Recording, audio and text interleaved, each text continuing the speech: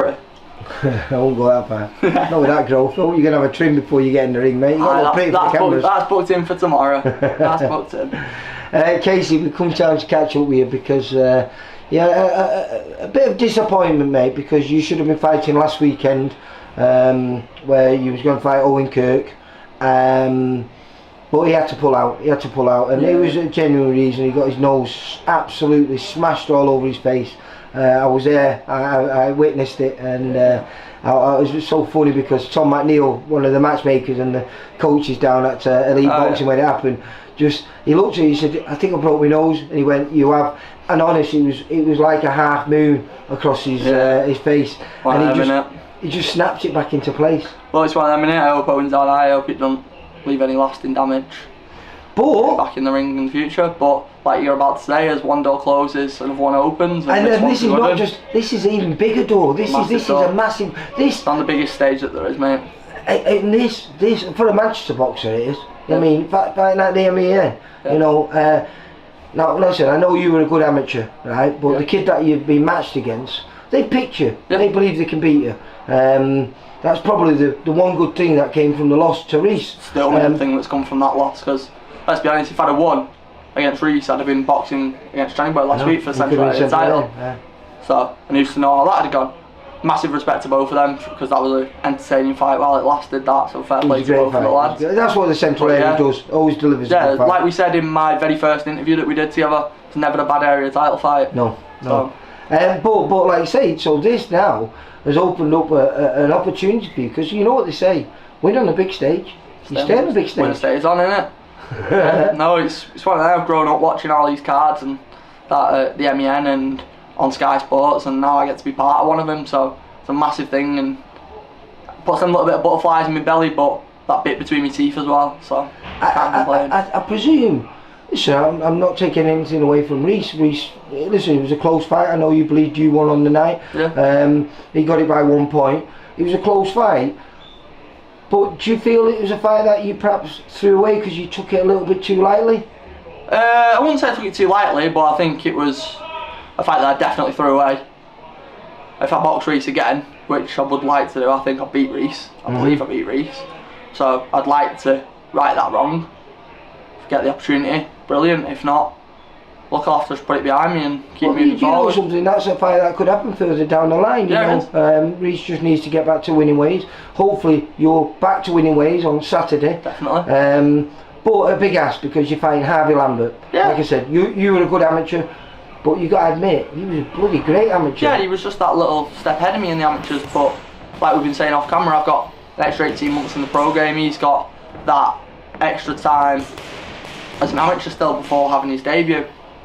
So there's that little bit more of inactivity on his side. Do you think that's going to be the difference for you winning this fight? The 18 months that you've had as a pro, the extra 5 fights that you've had. Do you think, because we all know it's, you know, no matter how good you are as an amateur, the pro game and the amateur game is still two different sports. Different things. Two completely different things. It's like if you look at the amateurs, if you look back to my last fight against Reese, you wouldn't have put me and Reese in against each other with experience. But then again, that means nothing as a pro. So I've got the extra 18 months of experience as a pro boxer. And plus you've already done 1 6-rounder. I've already done 1 You were preparing for a 6-rounder. Even though you were preparing for an orthodox fighter, you did fight, you know, because Harvey Lambert is a southpaw. And you did fight a southpaw last time. So I presume it's not too hard for you to make those adaptations, you know, those changes that you need to, even though you've only had 2 weeks to make them. So look, we've had Elliot's done a massively great job for me behind the scenes, and you know, we were in a top position getting ready to fight Owen, and we've had an extra week to prepare. But Elliot, mate, when that call came in, we sat there, we looked at each other and was like, we put the phone down to Steve, but we was never going to say no to the opportunity. But Elliot had a couple of sleepless nights trying to get everything in place, you know, putting together a new game plan, because Harvey's a completely different kid to what Owen is. Style wise, you know, tall, rangy southpaw that likes to be on the back foot most of the time. Again, compared to a, you know, like, come forward orthodox boxer, it's 2 completely different things that you got to prepare for. It's completely different types of sparring. So Elliot had a couple of sleepless nights trying to, you know, get all the sparring in place, get the new game plan together. But once he did that, mate, everything was just Well, I just think, like I say, I got here late. I got caught up in traffic. It was a nightmare today.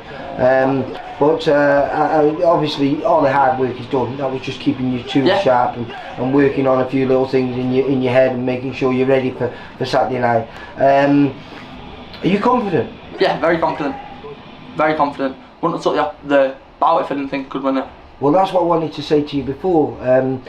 I love the fact that all four of you, when you was proposed a VIP tournament, you all said yes straight away. And like you said, you was willing to say yes straight away. You just wanted to run it by. I had to run it by.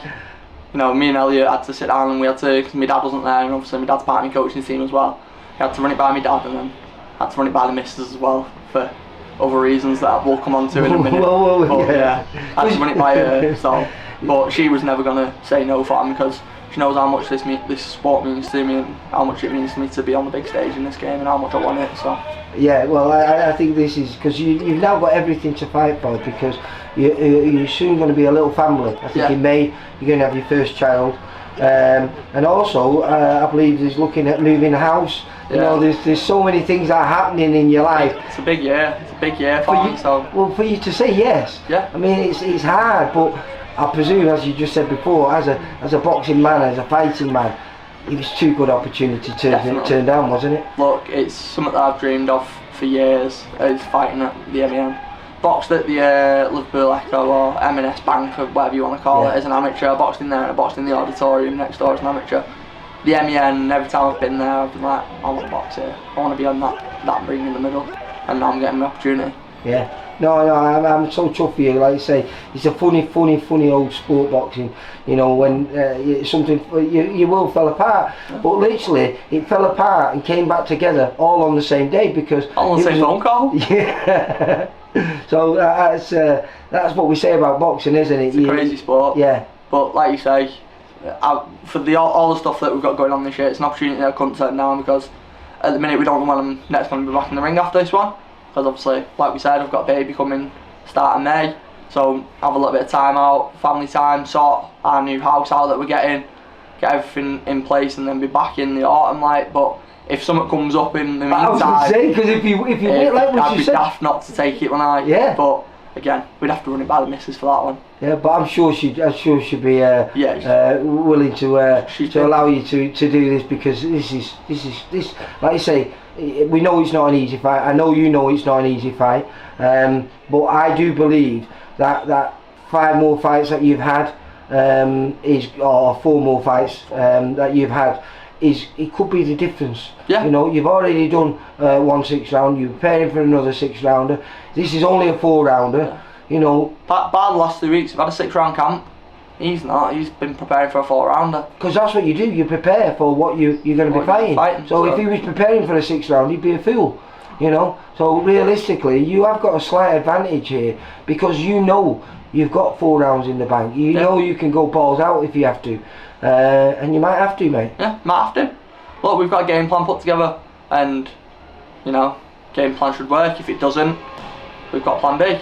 As well, I spoke to Elliot, and you know, obviously he's a very knowledgeable himself. Knowledgeable man himself. One of the most highly qualified coaches in the country, mate. That's what I was going to say. And obviously he knows Harvey because of the England setup, and you know, ABA champion, ABA finalist, boxing on for GB and everything. So he knows him really well, and he's very confident. Yeah, Elliot's confident, because Elliot's.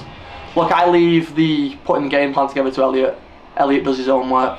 I do my little bits that he wants me to do, but the majority of it's left to him. And you've got a little smile on your face. Yeah, look, I've been with Elliot for what? Elliot's been my main coach now since about 2015, I want to say, as an amateur. So what's that? 8 years this year? Yeah. Look, he knows me. Elliot knows me, and he wouldn't have let me take this fight if he didn't believe in me.